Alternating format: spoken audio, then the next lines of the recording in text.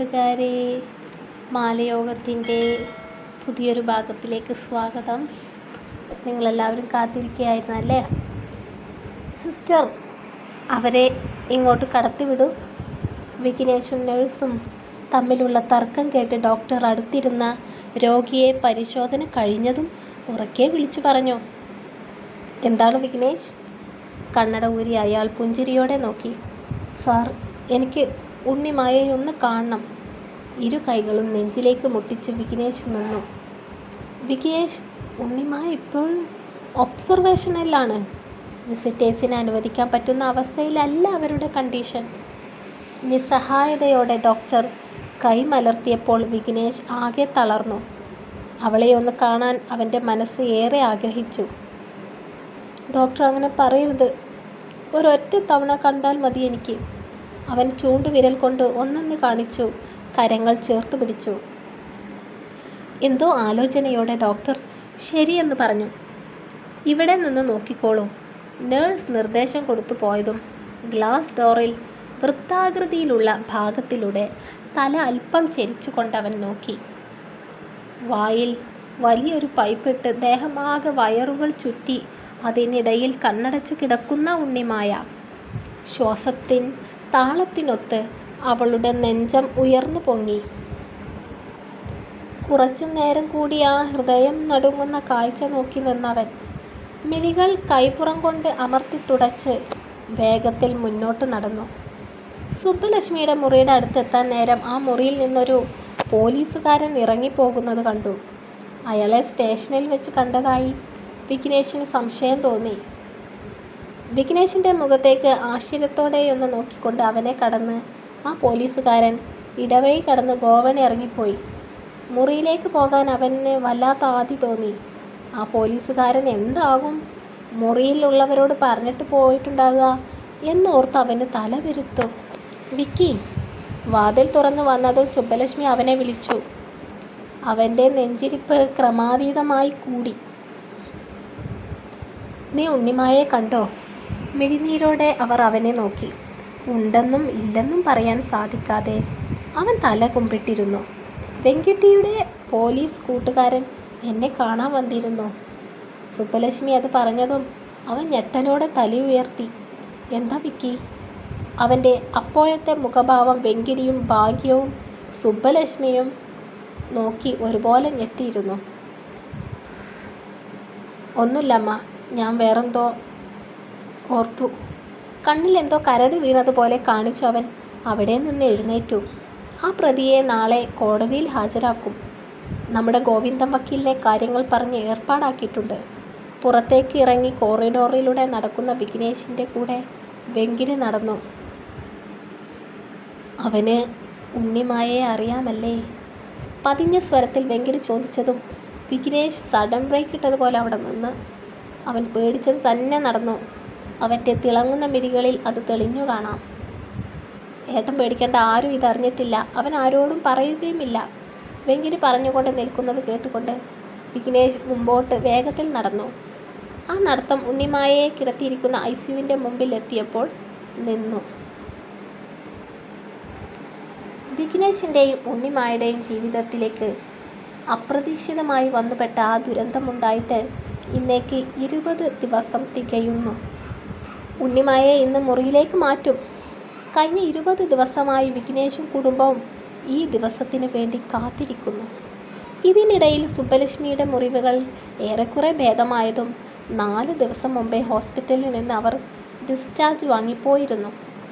ഇന്ന് ഉണ്ണിമായയെ റൂമിൽ കൊണ്ടുവരുമെന്ന് കേട്ടതും അവരൊരു ടാക്സിയൊക്കെ വിളിച്ചു ഹോസ്പിറ്റലിൽ നേരത്തെ എത്തിയിരുന്നു.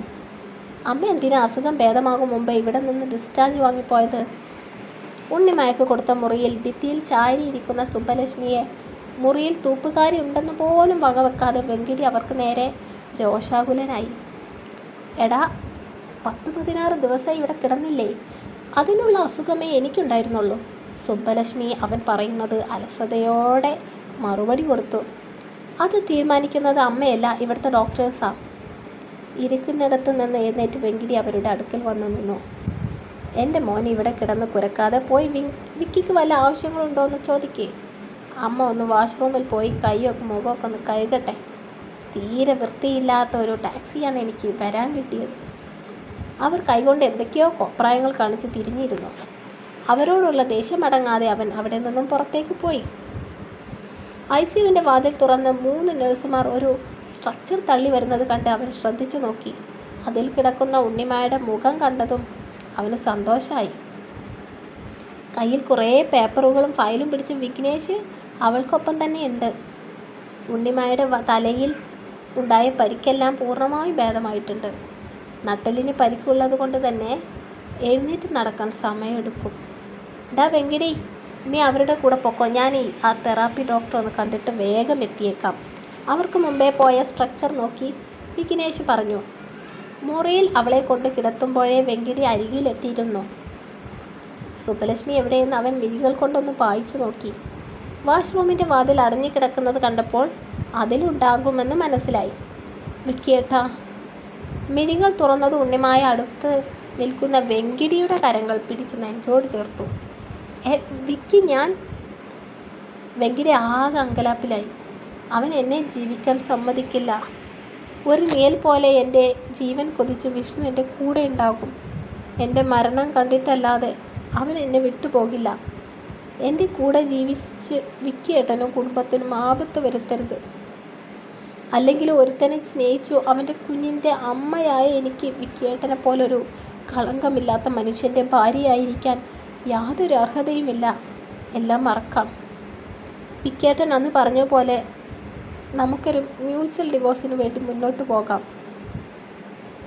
വിക്കിയേട്ടന് നിരത്തി കാണിക്കാൻ ഒരുപാട് സത്യങ്ങൾ തന്നെ ഇല്ലേ? ഭാര്യയുടെ കാമുകൻ നിങ്ങൾക്കും കുടുംബത്തിനും ഭീഷണിയാകുന്നു. കാമുകനിൽ നിന്ന് ഗർഭിണിയായ സ്ത്രീയുടെ കൂടെ ജീവിക്കാൻ താല്പര്യമില്ല.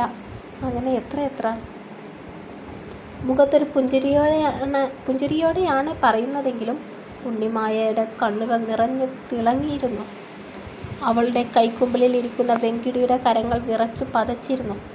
അതിനേക്കാളേറെ ആ വാഷ്റൂമിൽ ഇരുന്ന് സുബ്ബലക്ഷ്മി താൻ കേട്ടത് തന്നെയാണോ ഉണ്ണിമായ പറയുന്നതെന്ന പതർച്ചയിലായിരുന്നു. നെഞ്ച് വേദനിക്കുന്നത് പോലെ തോന്നിയതും സുബ്ബലക്ഷ്മി നെഞ്ചിൽ കൈ അമർത്തി പിടിച്ചു വാഷ്റൂമിലെ കണ്ണാടിയിലേക്ക് നോക്കി. മിഴികൾ അനുസരണയില്ലാതെ ഒഴുകി. ഇത്രയേറെ പ്രയാസങ്ങൾ മനസ്സിൽ ഒതുക്കിയാണല്ലോ തൻ്റെ മകൻ ഈ നാളുകൾ അത്രയും അവൻ ഞങ്ങൾക്കിടയിൽ ജീവിച്ചത്. അമ്മയായ എനിക്ക് പോലും അവൻ്റെ മനസ്സറിയാൻ കഴിഞ്ഞില്ലല്ലോ.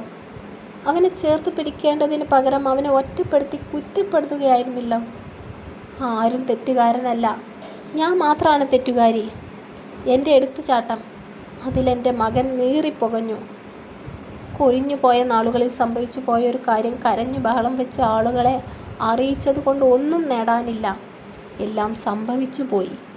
ഔചിത്യത്തോടെ അവർ ചിന്തിച്ചു നിന്നു.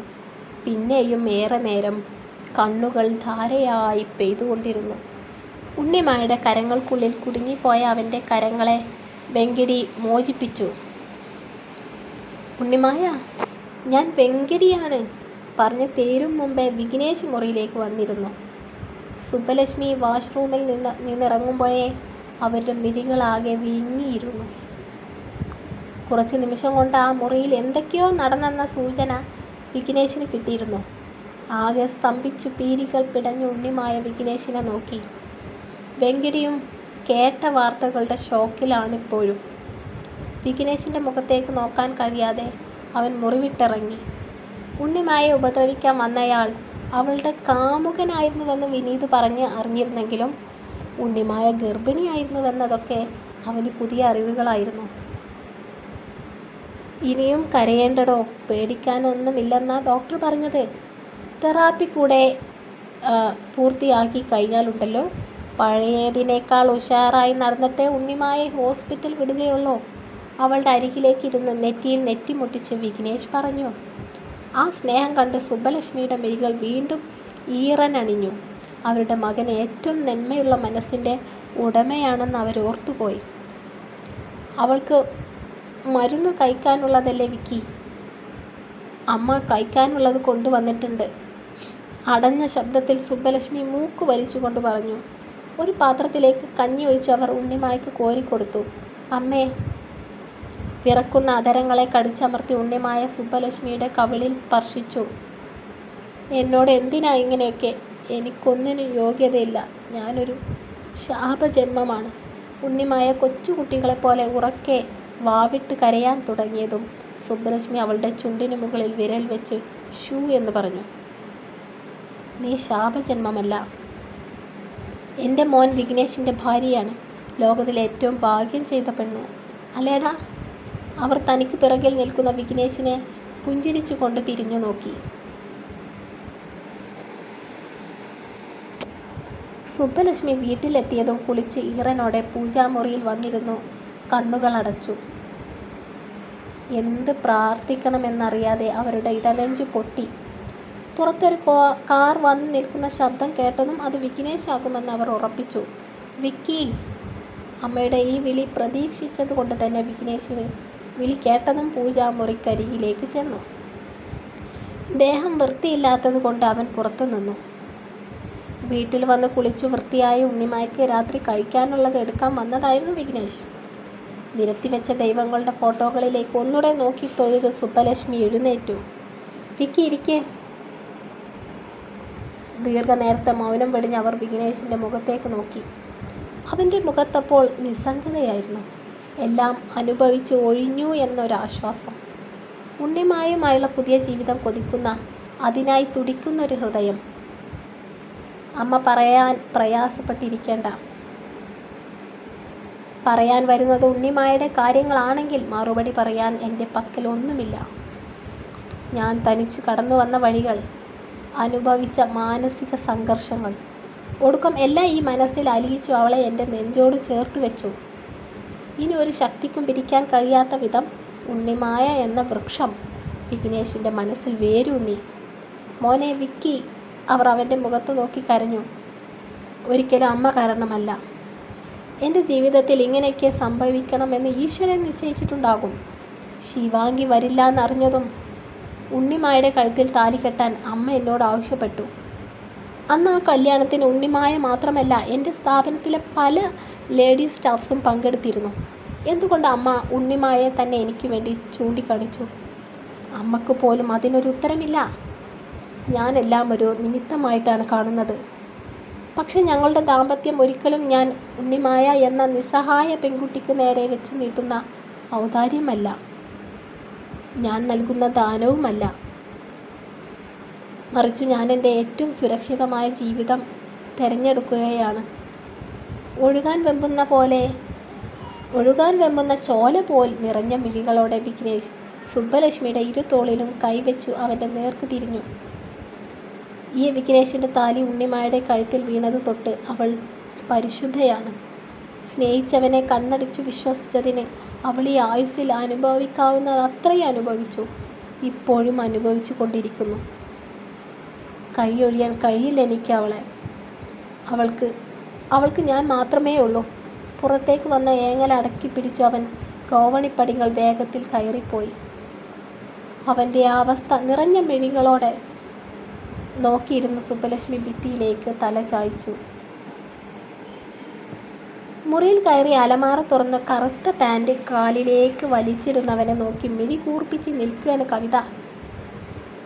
അല്ല, ഈ പോകുന്ന സ്ഥലത്തിന് പേരൊന്നുമില്ലേ? അവൾ താടയിൽ കൈവച്ചു.